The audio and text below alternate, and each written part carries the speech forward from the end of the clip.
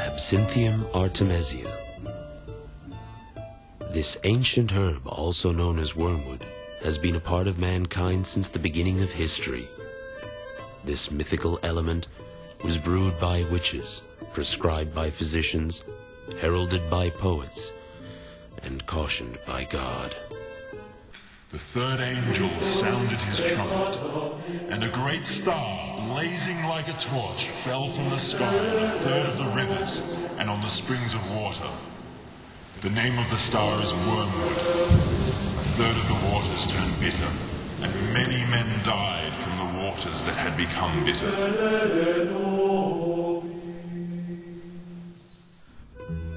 This prolific herb was incorporated by witches, shaman, and primeval healers for its magical properties into incantations and potion making. Later, it would become highly prized for its medicinal qualities by physicians throughout history. The bitter weed of Absinthian lasts to ensure his love stand true and fast. Now remember, my dear, he must drink it thrice before the new moon. But such a powerful ingredient could not be left in the hands of false prophets. And in 1484, Pope Innocent VIII acted with a papal decree against witchcraft and heretics as his first order of business.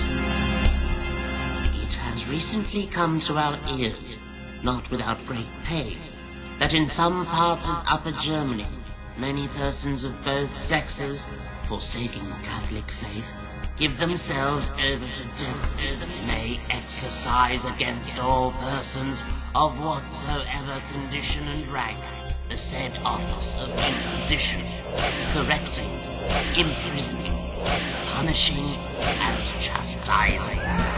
As the Crusades swept through Europe, the Church instructed alchemists and monks to harness wormwood's power. Almost all magical knowledge of this mystical herb was driven to extinction, but its destiny could not be thwarted. The lack of religious inclination in Bohemia and Moravia allowed the possibility of some ancient recipes to be passed on.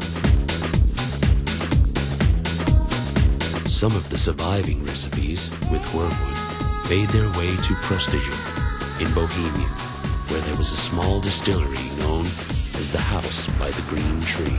Established in 1518, this small distillery kept them safe, eventually developing and evolving them into various potions, of which one would become the modern version of Czech absinthe.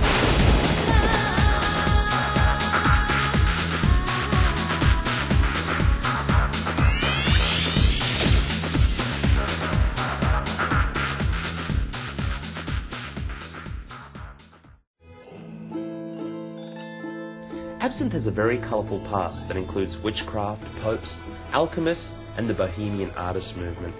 Now, throughout that past, there have been many ways to consume this, at times, illicit potion. What I'm about to demonstrate now is what is known as the traditional serve, or method. And this is how it goes. First, we take a nice deep glass.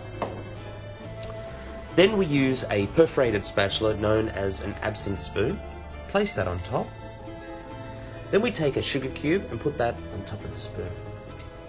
Now we'll pour a shot of either Green Fairy, Darbel or Corona, making sure that the sugar cube is well saturated.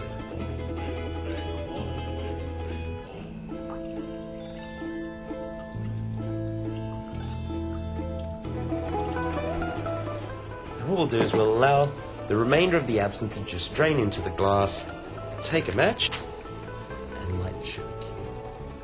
As you can see, Czech absinthe being of such high proof, the sugar cube lights almost immediately. Now what we'll do is we'll wait until that flame goes out, allowing the sugar cube to caramelize. That flame is starting to diminish. You can also see that the sugar cube is starting to cook. The sugar is bubbling and caramelizing. There we go. That flame's just gone out. So now what you can do is just grab yourself a carafe or jug of some water and slowly drizzle that on top of the sugar cube in order to dissolve it.